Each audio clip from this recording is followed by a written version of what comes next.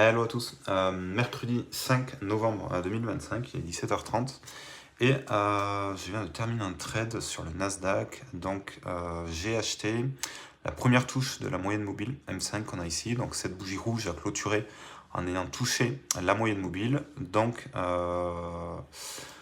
je place mon repère orange ici et je passe en 300 ticks. En 300 ticks, je vais voir dans le passé où est-ce que ça a un petit peu rebondi. Et là, on voit très clairement que ça rebondit exactement ici. Donc moi, je place mon ordre d'achat sur exactement les 25 664 50. Mon ordre d'achat limite. Et je me fais prendre en achat et je laisse le cours se faire. Vu qu'on est en tendance de fond court terme un petit peu baissier, donc si je passe en 1 heure, voilà, si je passe en 1 heure, on a très clairement la première session de lundi, mardi et mercredi qui sont quand même plutôt baissiers. On a les moyennes mobiles qui se recroisent, on va dire.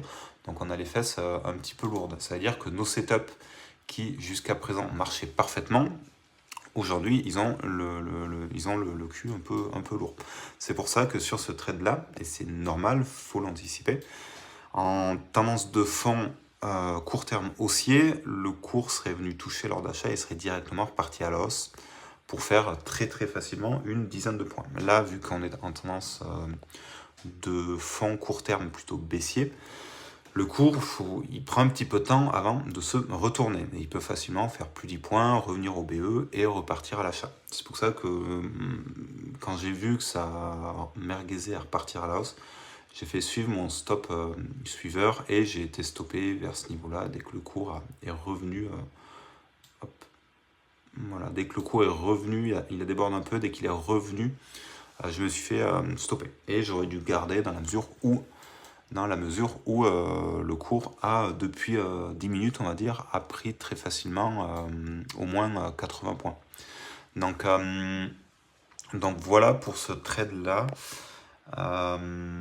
Voilà, bien avoir en tête que quand on a en court terme les fesses un peu lourdes, il faut toujours privilégier les achats. Si en tendance de fond long terme on est acheteur, mais bien avoir conscience que le cours peut être un petit peu peut prendre du temps à se remettre dans le bon sens. Donc voilà, à suivre pour de prochains trades. Ciao.